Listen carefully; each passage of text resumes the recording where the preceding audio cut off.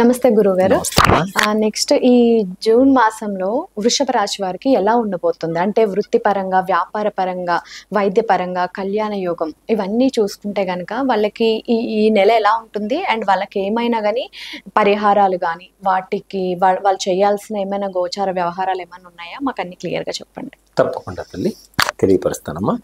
ఈ వృషభ రాశిలో ఉన్నవారు కృత్తికా నక్షత్రం 2, 3, 4 పాదంలో జన్మించిన వారు, రోహిణి నక్షత్రం 1, 2, 3, 4 పాదంలో జన్మించిన వారు, మృగశిర నక్షత్రం 1, 2 పాదంలో జన్మించిన వారికి ఈ వృషభ రాశి యొక్క ఫలితాలన్నీ కూడా వర్తిస్తాయి తల్లి.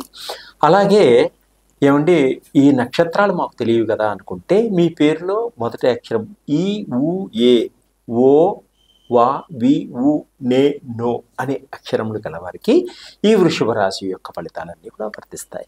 అయితే ఈ ద్వాదశ రాశుల్లో ఈ వృషభ రాశి యొక్క గోచార రీత్యా ఫలితాలను మనం తెలుసుకుంటున్నాం, ఈ మాసం ఎలా ఉంటుందనేది. అయితే ఈ వృషభ రాశి వారికి గ్రహస్థితి ఏ విధంగా ఉంది, ఈ మాసంలో గ్రహాలు ఎట్లా ఉన్నాయి, మనకు అనుకూలంగా ఉన్నాయా లేకుంటే ప్రతికూలంగా ఉన్నాయా, ఏ విధంగా ఉన్నాయి ముందు తెలుసుకుంటే దాన్ని బట్టి మన ఫలితాలు తెలుసుకొని ఆ పరిహారాన్ని మనం చేసుకోవడం వల్ల మంచి ఫలితాన్ని పొందగలుగుతాం.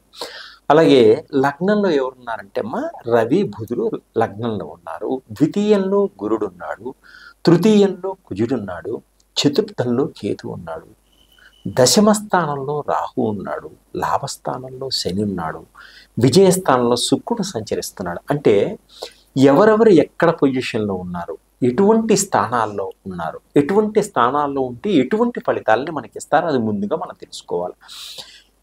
ఇప్పుడు ఈ వృషభ రాశి వారు కుటుంబపరంగా, విద్యాపరంగా, ఉద్యోగపరంగా, వృత్తిపరంగా, కళ్యాణపరంగా, విదేశపరంగా ఏ విధంగా ఉంటారని మీరు అడిగారు. కాబట్టి విదేశాల్లో వెళ్ళాలి అనుకునే వారికి ఉద్యోగపరంగా చాలా బాగుంది.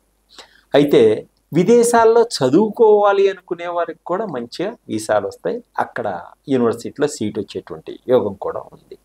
అయితే ఈ మాసంలో వృషభ రాశి వాళ్ళు కొంత జాగ్రత్తగా ఉండవలసినటువంటి అవసరం ఉన్న తల్లి.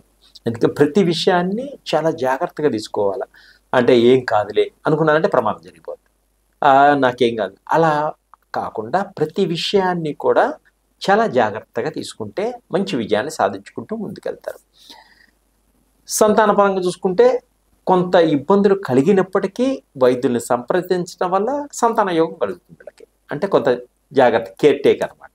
అలా విద్యార్థులకు కొంత చెడు స్నేహాలు బాగా ఏర్పడేటువంటి సూచనలు ఉన్నాయి, చెడు స్నేహాలకి దూరంగా ఉండాలి. అలా ఉండడం వల్ల పెద్దలకి మాట రానియకుండా మనం ముందు జాగ్రత్త పడతాం. అలాగే కుటుంబంలో ఖర్చులు కూడా ఎక్కువ ఉంటాయి, అంటే దుబారా ఖర్చులు. ఏం ఖర్చు పెడుతున్నారో వాళ్ళకి తెలియదు, వాళ్ళ డబ్బులన్నీ అయిపోతాయి.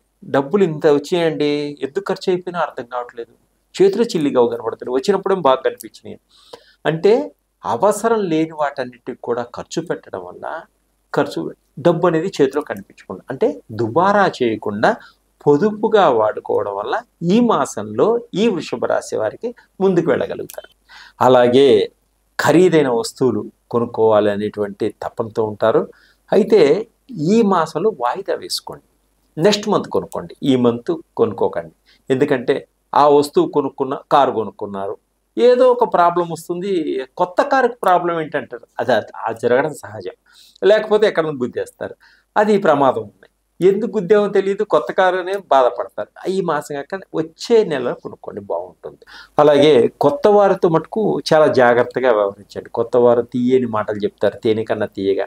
అయ్యో ఎంత బాగా చెప్పారండి అని చెప్పి వాళ్ళెంబడి వెళ్ళిపోయి మన రహస్యాలన్నీ వాళ్ళకి చెప్పి వాళ్ళకి సరెండర్ అయిపోవడం, డబ్బు వాళ్ళకి కావాలంటే ఇచ్చేయడం, ఇలాంటివన్నీ చేయడం వల్ల ధన నష్టం కలుగుతుంది, వారికి సరెండర్ అయిపోతారు మనం. అందుకని ఎవరికి కూడా ఎప్పుడు కూడా మన రహస్యాలు ఎవరికి చెప్పకూడదు. రహస్యం అనేదే రహస్యం, దానికి ఆ రహస్యాన్ని పట్టమని చేసుకుంటే రహస్యం కాదు కదా. అందుకని రహస్యంగా దాచుకోవాలి. కొన్ని సీక్రెట్స్ ఉంటాయి, ఆ సీక్రెట్స్ మన మటుకే మనకి తెలియాలి, బయట వాళ్ళకి తెలియకూడదు. అప్పుడు మనం జాగ్రత్తగా ముందుకు వెళ్ళగలుగుతాం. అలా కాకుండా అయ్యో నా మనిషి కదా, నా ప్రేమికుడు కదా అని చెప్పేసుకొని ఎంతోమంది కష్టాల పాలైన వాళ్ళు ఉన్నారు. వాళ్ళని దృష్టిలో పెట్టుకుని కొంచెం జాగ్రత్తగా వివరించుకోవాలి ఈ మాసంలో. వాహనాలు నడిపేటప్పుడు మటుకు సెల్ ఫోన్లు మాట్లాడుకుంటూ స్పీడ్గా వెళ్ళడం, స్పీడ్గా డ్రైవ్ చేసుకోవడం, ఎదుటి ఏదొస్తుందో కూడా గమనించకుండా సెల్ ఫోన్ మాట్లాడటం వల్ల ప్రమాదాలు జరిగే సూచన, ప్రాణాలకు ఇబ్బంది కలిగేటువంటి సూచనలు ఉన్నాయి. కాబట్టి మీ కుటుంబాన్ని దృష్టిలో పెట్టుకోండి. స్పీడ్గా వెళ్ళడం గొప్ప కాదు, గమ్యాన్ని చక్కగా చేరడం కావాలి. ఏదో నేను 70లో వెళ్ళాను, 80లో వెళ్ళాను, 200 స్పీడ్లో వెళ్ళాను గొప్ప కాదు. ఒక్క సెకండ్లో ప్రాణం పోతే మనం ఈ ప్రపంచంలో ఉన్నాం. కానీ జాగ్రత్తగా వెళ్ళామా లేదా, మంచి సమయంలో బయలుదేరామా లేదా ఇంట్లో, ఇవి చూసుకోవాలి. ఇవి చూసుకుని బయలుదేరడం వల్ల అంత హ్యాపీగా క్షేమంగా ఉండగలుగుతాం. సినిమా రంగంలో, టీవీ రంగంలో ఉన్న వాళ్ళకి కూడా మంచి మంచి అవకాశాలు వస్తాయి. వచ్చినట్టే వచ్చి చేయారిపోతాయి. అది చాలా జాగ్రత్తగా ఆ వచ్చిన అవకాశాన్ని వినియోగించుకోండి, అద్భుతంగా ఉంటుంది. ఇంకా మంచి ఫలితాలు రావాలి అనుకుంటే పరిహారాలు ఏమైనా ఉన్నాయి? పరిహారం ఇవి ఏం చేయాలంటే, నవగ్రహ స్తోత్రం చేసుకోండి. ప్రతినిత్యం నవగ్రహాలకు స్తోత్రం చేసుకుంటే నవగ్రహాలన్నీ కూడా అనుగ్రహాన్ని ఇస్తాయి. అలాగే దుర్గామాతని ప్రతినిత్యం, దుర్గా అమ్మవారిని ప్రతినిత్యం చూడటం, అమ్మవారిని ధ్యానం చేసుకోవడం, ఒక్కసారి శుక్రవారం పూట అమ్మవారి గుడికి వెళ్ళి రావడం, ఇలాంటివి చేసుకోండి.